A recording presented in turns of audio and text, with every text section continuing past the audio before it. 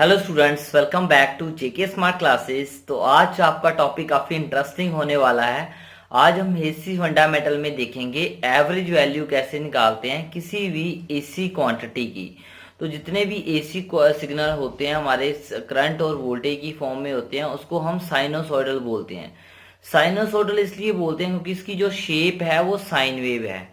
इसकी शेप क्या है? Sine wave. ठीक है, तो इसलिए इसको हम साइनोसॉइडल सिग्नल बोलते हैं। तो बेसिकली अब इसका हमने करना क्या है पेपर में, और ये क्वेश्चन किन किन को आता है, ये बेसिकली 10 जो डिप्लोमा कर रहे हैं और जो +2 नॉन मेडिकल कर रहे हैं उनके लिए काफ़ी इंपॉर्टेंट है। तो देखते हैं। क्वेश्चन है, prove that average value of sinusoidal current is 2Im/पाई। कहता है कि एवरेज वैल्यू जो साइनोसॉइडल करंट की होती है वो 2Im/पाई होती है। ये प्रूफ कीजिए, या फिर ये प्रूफ कीजिए I = 0.637 Im होती है। तो ये चीज प्रूफ कीजिए। तो कैसे करेंगे सर? ऐसे ही वोल्टेज का उसने पूछा है, वोल्टेज का भी सेम, जैसे यहाँ पे Im था यहाँ पे Vm लिख दिया। ठीक है, तो ऐसे ही पूछ सकता है, तो ऐसे ही पूछ सकता है drive the expression for average value of alternating quantity. तो इसका ऐसे ही पूछ सकता है। तो ये 4 क्वेश्चन है जैसे वो पूछ सकता है। अब माइंड में सबसे पहले आता है सर इसको करना कैसे है। सबसे पहले है एवरेज वैल्यू।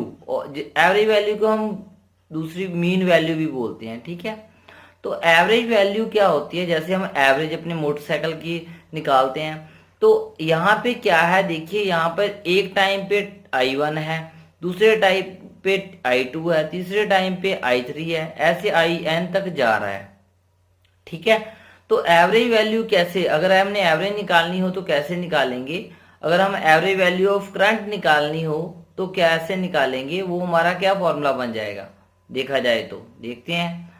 तो ये देखिए यहाँ पर एन तक है, तो यहाँ पर एवरेज वैल्यू और करंट की निकालनी हो तो एवरेज वैल्यू बन जाएगी I1 plus I2 plus I3। ठीक है, प्लस IN डैश डैश करके IN तक चला जाएगा, और नीचे क्या आएगा? नीचे आ जाएगा N। नीचे क्या आ जाएगा? N। ये कैसे आया?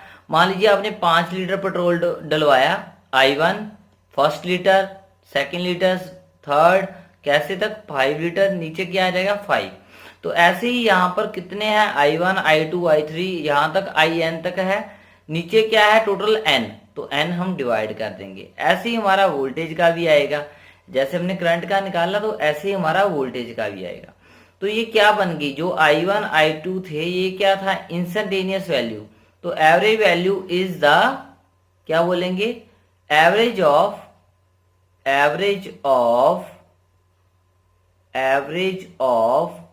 ऑल द इंस्टेंटेनियस कौन सी होती है? हर एक जगह पे, यहाँ पे I1 पे अलग अलग टाइम पे कितनी कितनी उसकी वैल्यू है, उसको हम इंस्टेंटेनियस वैल्यू बोलते हैं।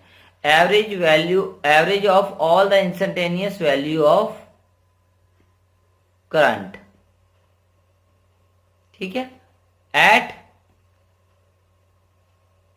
n टाइम्स, n इंटरवल लिख देते हैं। ठीक है, तो ये बन जाएगी इसकी डेफिनेशन। तो अब आता है सर कैसे निकालेंगे, प्रूफ कैसे करेंगे? तो देखा जाए तो एवरेज वैल्यू एक और फॉर्मूला यहाँ पे बनता है।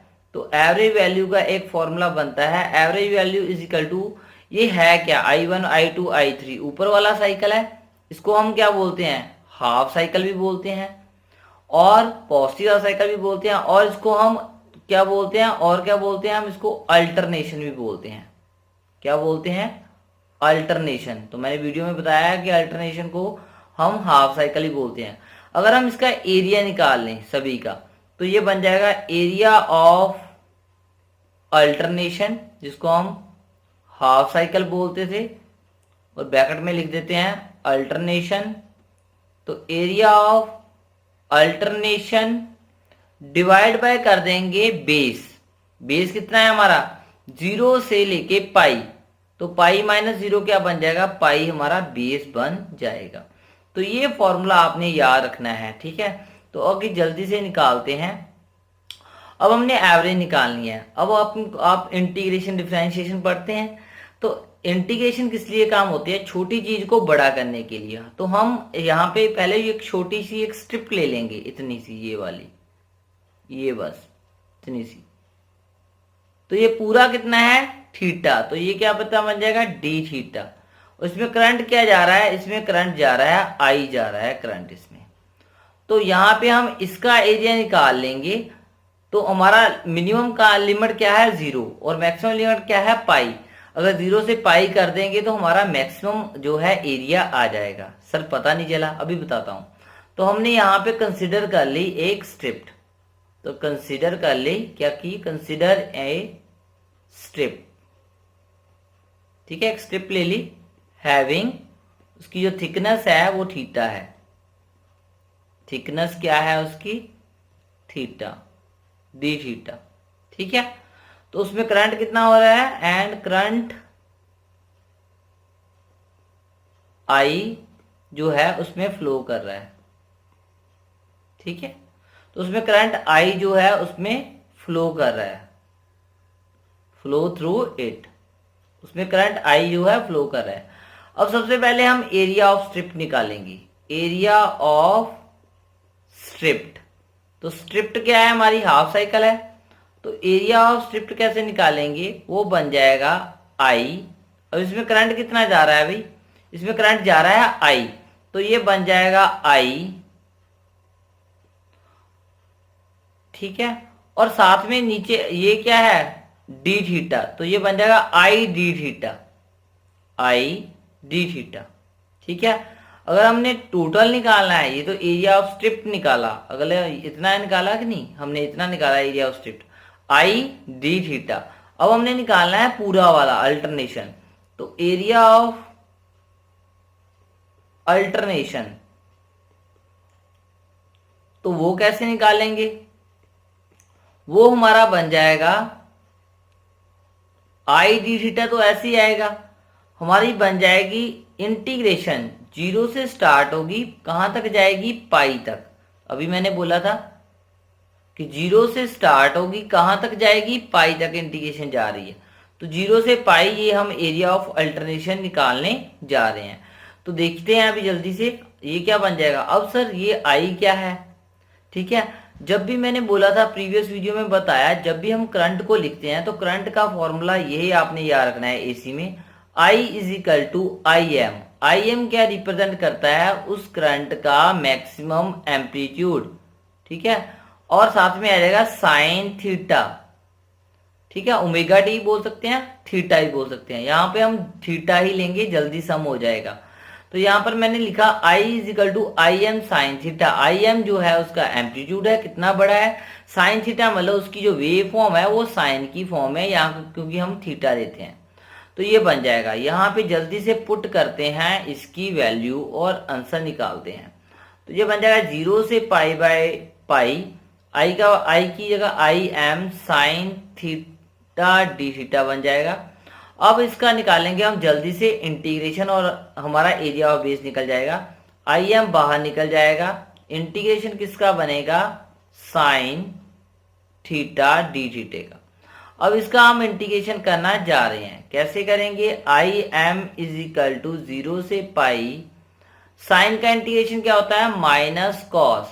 तो साइन का इंटीग्रेशन आ जाएगा कॉस थीटा। ठीक है, तो यहां से हम ऐसे लिख देंगे। अब हम इंटीग्रेशन हटा देंगे, तो साइन का डेरिवेटिव क्या आएगा? माइनस कॉस थीटा आ जाएगा। 0 से पाई इसकी लिमिट बन जाएगी। अब माइनस बाहर निकाल लेंगे तो ये क्या बन जाएगा? अब यहां पर सर कैसे करेंगे? मैंने ये वाला माइनस बाहर निकाल लिया है, तो ये कुछ ऐसे बन जाएगा, ऐसे बन जाएगा। अब हम जल्दी से इसको करते हैं, तो ये क्या बनेगा बेसिकली?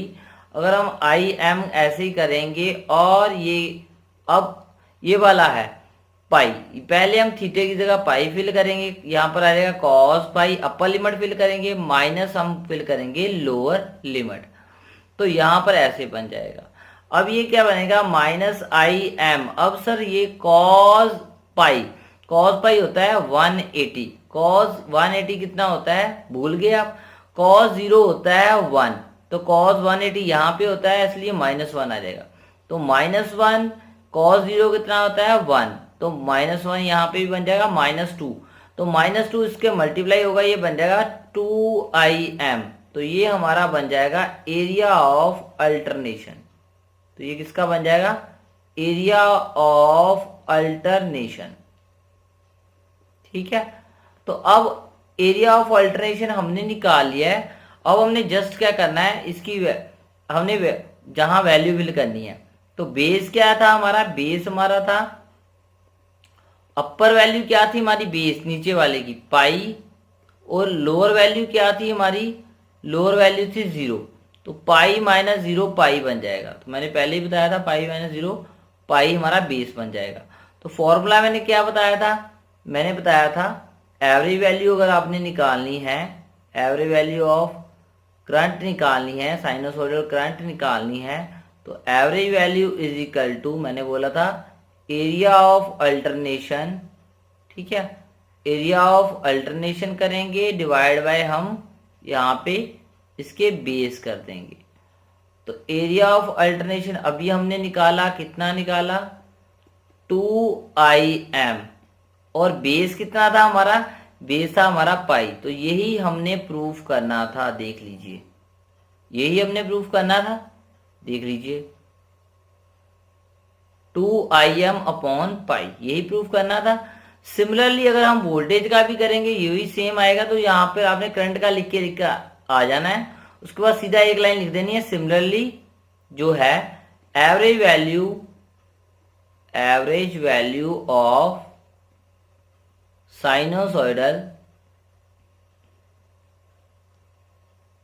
ठीक है, साइनोसॉइडल वोल्टेज। तो वोल्टेज का भी यही बनेगा same to same, VAV is equal to 2। यहां पर हमारा IM थे, यहां पे हम VM लिख देंगे, बस इतना हो गया। अब आप बोलोगे सर यहां तक तो ठीक था, एक आपने ये भी बोला था कि I इज इक्वल टू 0.67, ये कैसे आंसर लेकर आएंगे, इसका भी बता देता हूं जल्दी से। तो ये हमारा था आंसर।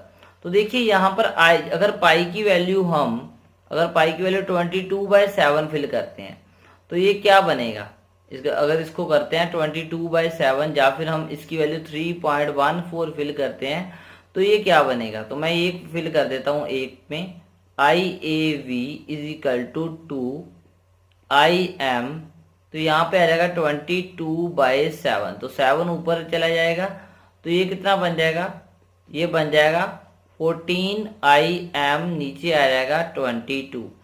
इसको हम डिवाइड करेंगे, अगर इसको हम डिवाइड करते हैं तो ये, अगर इसको हम डिवाइड करेंगे 14 को, अगर 22 से ऐसे करना है, 14 को 22 ऐसे करेंगे, तो इसका आंसर जो आएगा वो 0.637 im आएगा। आप कैलकुलेटर से भी जाके देख सकते हो, आपका यही वाला आंसर जो है वो आएगा। तो अगर कैलकुलेटर चलता है तो मैं कैलकुलेटर से दिखा देता हूं आपको। तो कैलकुलेटर चल नहीं रहा, तो यही आंसर आएगा। तो ऐसे ही आपने लिख देना है कि वोल्टेज का भी आंसर जो है वो यही आएगा 0.637 VM। तो ये आपने आंसर वोल्टेज का भी लिखाना है। तो मैंने मैक्सिमम आपको बता दिया कि इसको कैसे कर रहे हैं। तो इसका मतलब ये 0.673 का मतलब ये होता है, अगर हम 100 से मल्टीप्लाई करेंगे तो 63.7%। देखिए टोटल 100 में से कितने मार्क्स आते हैं एवरेज वैल्यू के, 63.7% मार्क्स ही आते हैं। क्यों आते हैं, क्योंकि यहाँ पर देखिए यहाँ पर वैल्यू कम ज्यादा होती रहती है, यहाँ पर सबसे कम है, यहाँ पे सबसे ज्यादा होगी, फिर से कम होगी। तो इसका मतलब एवरेज जो है वो वैल्यू ऑलवेज जो मैक्सिमम वैल्यू से 6.37% कम ही आती है, मतलब उतनी आती है।